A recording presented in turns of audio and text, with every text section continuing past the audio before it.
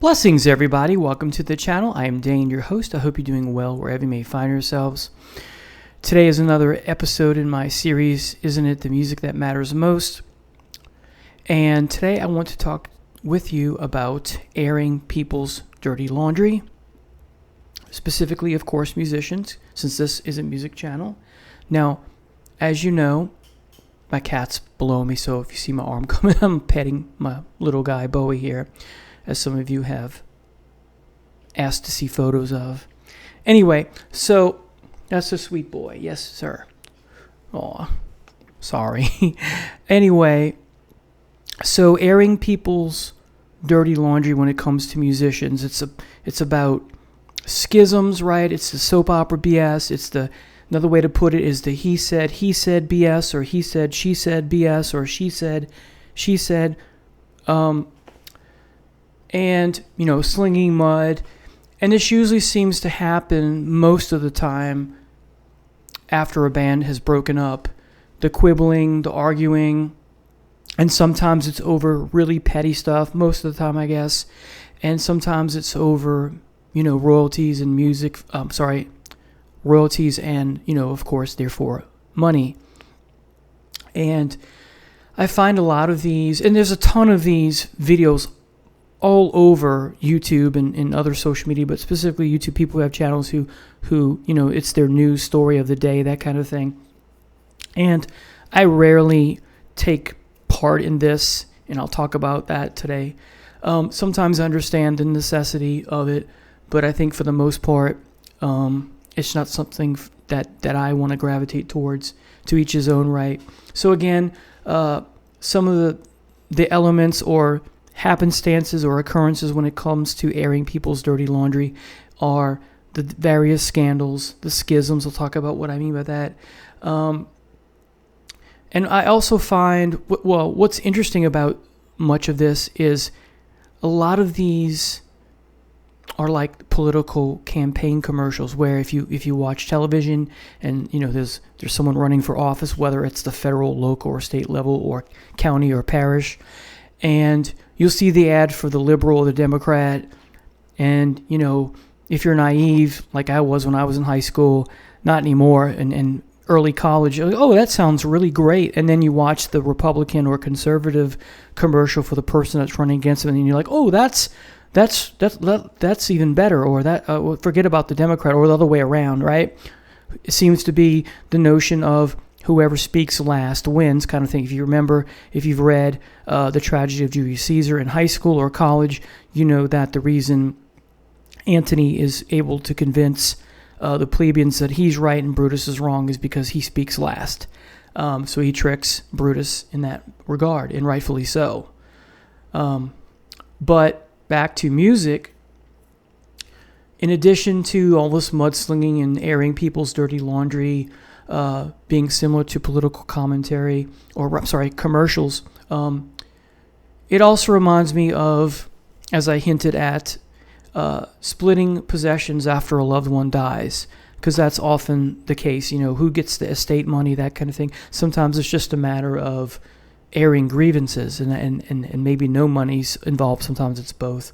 Essentially, a lot of the times these musicians show their true colors when the chips are down, and that's usually when human beings in general. So they're divas often, whether you're talking about, you're in the big time, you're a very popular band, or you're a local band. I remember the local scene here in the 90s, people making fun of the band opening up, people making fun of the band that's about to come on, just this horrible rivalry, but in a toxic way. It's just ridiculous. So anyway, let's go ahead and get started and talk about some of these issues. Let's talk about schisms first. So you have the split between the two Styx bands, right? You have one Styx. You have Dennis DeYoung going solo because he's kicked out of the band, and sometimes what's going on with this, it's like I said with the political commercial analogy, who am I supposed to believe because of that he said stuff? So Dennis DeYoung is kicked out of the band, and perhaps Styx Tommy Shaw and the gang took advantage of the fact that he wasn't ill, so this was their chance to pounce and throw him out of the band. And while I like Styx's more heavier stuff, I do appreciate much of what Dennis DeYoung brought to the table. I like some of the ballads. And yes, they did get overbearing or got involved with too much of the soft stuff, especially beginning perhaps with Cornerstone. But there's some great stuff with Dennis in the band. So he made the band a lot of money. Another schism, I think this one's been resolved, but for a while, the two Wilson sisters and Hart had two different hearts because it was about who was going to play what songs. Or actually, it was who Ann Wilson wanted to have in the band was much different than who Nancy Wilson wanted in the band. Let's talk about Queensryche for a moment. Going way back, you had Jeff Tate spit on one of his bandmates while they're performing live. So the story goes, because the rest of the band got upset of the nepotism because Jeff Tate's wife was handling the merchandise. She was in charge of all that. And then there's two Queensryches. Jeff Tate puts out a Queensryche album called F.U. We understand what that means. Big fist in the middle of the, with the ring that says F.U. on it. I think maybe the Queensryche logo in the back. Perhaps not. And then you have the Todd La Torre Queensryche. And then eventually there is no more Queensryche with Jeff Tate because the lawsuit goes the other band members' way. Here's another example that just came to light. Soundgarden versus the estate of Chris Cornell. Chris Cornell's family suing Soundgarden over songs that were supposed to be solo records or solo songs for Chris. And the band wanted them or did put them on Soundgarden albums. Or I'm not sure which is which. Dio versus Vivian Campbell. There's a YouTube video out there somewhere where Dio's sitting at a table signing autographs and someone brings up Vivian Campbell, a fan, at the meet and greet or whatever, and Ronnie loses it and is calling Vivian all kind of, derogatory names or slurs, excuse me. And then if you read the biography that Wendy wrote about Dio, Part 1, Rainbow in the Dark, supposed to be a Part 2, I believe, she brings up perhaps the fact that Vivian Campbell was promised by Dio that once they got to the third album that he would be making more money, and Dio didn't live up to his promise. Journey, this is probably the biggest one with us the last few years, actually. Jonathan Cain and Neil Schon fighting, the whole thing, and then the two of them before that fighting with Steve Perry or royalties about the name, the logo, and name, image, and likeness, and that kind of thing for T-shirts, whatever. The two versions of the Guess Who, and I'll leave it at that. This is perhaps the most long-standing feud of all time. Waters versus Gilmour. Waters has apologized in the video, The Wall, that he did as a solo effort, which is brilliant. And there's a scene where he's being interviewed and he's drinking, I think, it's not a whiskey sour. He's drinking, I think, maybe it's a salty dog or a margarita. Anyway, he's drinking tequila. That's what it is. And he says he admits that he was wrong way back when, in the early 90s when the feud began, give or take. But as we know, it's come to light that Gilmour himself has been quite petty with respect to them releasing what was going to be on the liner notes for the re-release or redux of Animals, that kind of thing. There's tons of videos on YouTube about the Beatles arguing over who gets credit for what song, even to this day. There's two different versions of Yes, or there were. With a real Yes, Stand Up. You had Anderson, Wakeman, Bruford, and Howe, and now John Anderson. This has been a long drama, pun intended, because of the album, right? But this has been and now you have Yes has been back for a while, but you only have Steve Howe in the band. Is it really Yes, and that kind of thing. If you read, it's a biography of Led Zeppelin, when Giants Walk the Earth, I believe, and it mentions in their YouTube videos on this how Ginger Baker and Jack Bruce despised the band Led Zeppelin, including the people in it. And to me, I chalked it up to jealousy. And I wrote adultery here, but that's wrong.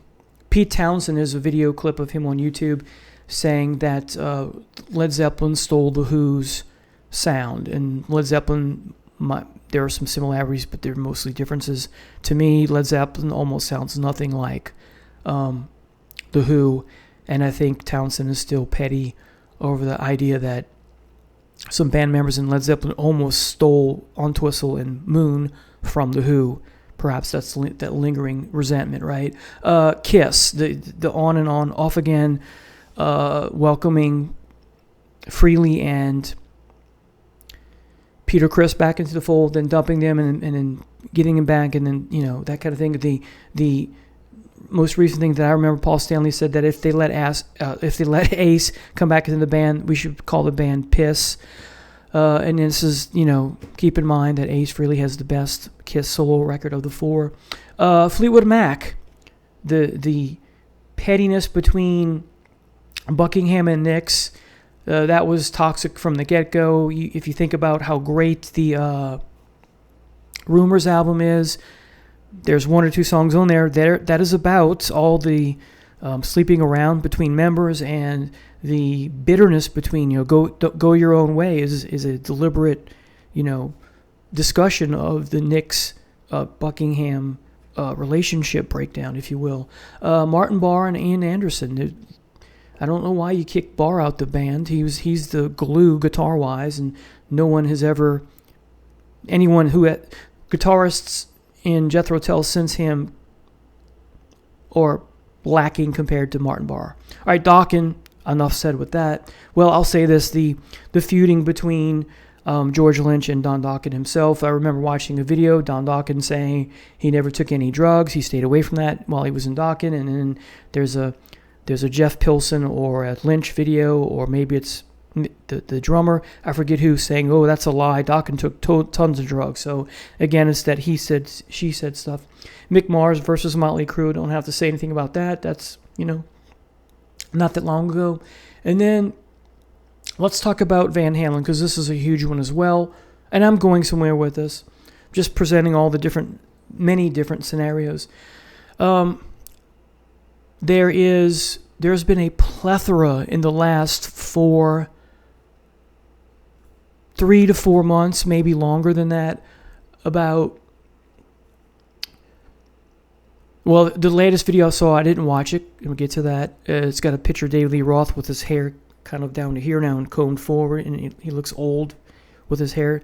He looks younger with it, you know, almost shaven now. But anyway, so the thumbnail says something along the lines of David Lee Roth coming clean about how horrible Eddie Van Halen was. And there's quite a few of those, and Alex is putting out a biography. The Sammy versus Eddie argument, right? And if I speak about that very briefly, I don't like to take sides, but in this particular argument, I have to side with Sammy. It's on YouTube. Eddie's sitting next to Alex on the couch, and Eddie's got his glasses on. His hair looks really cool because it's long here, but it's really long, and it's covering half of his ears. It's kind of a mullet, but it's better than the hockey mullet. If it just grows a little longer, you wouldn't be able to tell if it was a mullet. But he looks great in this video. It's way before he gets involved in, you know, all the things that led to much of his, you know, career falling apart. And then of course his poor health, which may or may not be attached to that. And no disrespect to Eddie whatsoever. Again, not taking sides, but in this one particular case, I have to, because Eddie and Alex were arguing, especially Eddie coming forward, and Eddie does this with his glasses.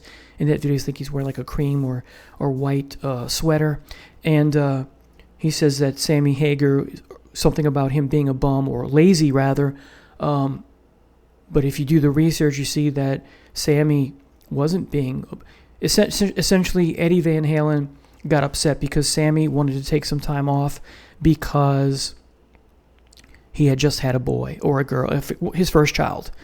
Hey, I can get that. So I have to side with Sammy on this part. And then calling someone, he's got to take care of a kid. There's nothing lazy about that. Now, was that a knock against Sammy's weight? Because as you know, Sammy's gained weight over the years. But this is This is a long time ago, so I don't think it's a weight issue. It could be, I don't know. But anyway, so it's things like that. Of course, you have the David Lee Roth versus Sammy arguments all the time, and the trouble with them both playing in the Van Halen role on that particular tour. You have Michael Anthony versus the band because essentially the Van Halen brothers forced or tricked or or maybe even, I forget which, maybe Michael Anthony just said, okay, I'll give up my royalties and my share in the band. I'm not sure why he would do that. Megadeth and Dave Ellefson, right? They part ways because of Ellefson's infidelity against his wife. Dave Mustaine being a man of faith, practices his faith, not wanting to have to put up with that. So these are many of the various soap opera BS stuff going on, or scandals or schisms, or just the airing of dirty laundry. I think in many cases there is a time for it. And what I mean by that is to get a heads up, us as fans, to knowing that, hey, the band that we know and love may be in trouble, and we may not hear music from them for a while, or the music's going to be different because now you have a split or whatever it may be. So it's music news in a good sense, that we're given a heads up that there's malice in Wonderland, or there's trouble in Denmark, or something is rotten in Denmark, to quote Hamlet, right? That's important. We need to be kept abreast of, hey, but here's a problem. When you have someone like Chris Cornell and Eddie Van Halen who have passed, if they were the bad guy, or had been the bad guy, or at moments in their life were in the wrong, they've passed on. There's no need to, have some respect for the dead kind of thing. Don't air that dirty laundry anymore. Don't post that. It's old. It's in the past. Let us enjoy the work that Eddie gave us. Let us enjoy the work that Chris Cornell gave us, and so on down the line. Let us enjoy the work that Dio gave us, and so far and so forth. And if no one's passed on like Roger Waters and David Gilmour, well, let's put, if they want to argue to the end of time, great, but it kind of gets in the way of us perhaps enjoying the music. I just kind of tune it out and want to listen to the band. Now, there are times, and I spoke about this before in a different video, where sometimes you can't separate the art from the artist, but in most of these cases, I think that you can, especially when it comes to someone having passed away, like Eddie. Love him or hate him, or if he's someone you looked up to as a talent, and it comes to light that he did some bad things. Well, we're all human. It's not to say that you throw it under the rug or sweep it under the rug. But, he did leave us. Humans are interesting creatures because they're good and they're bad. There's no, unless you're a saint or, Jesus or whoever, you know what I mean. Unless you're a saint or Jesus himself or God himself, we're all human. We're going to make mistakes. The judgingness gets in the way perhaps of the music. Okay, we should acknowledge that someone did some wrongdoing and they should be held accountable, especially if it's criminal. But if it's something that's in the past and this person has passed on, maybe it's time to let go of the wrongdoing that they did, because it's disrespectful to the dead. Let them rest in peace. Let us look at the positive. Because again, as I said, human beings are both good and bad. Let's look at the good that they did in this world. Let's put on, we're not saying put on rose-colored glasses, but let's look at the good side of things. Let's be optimistic, or if not optimistic, at least appreciate the good that they did for us.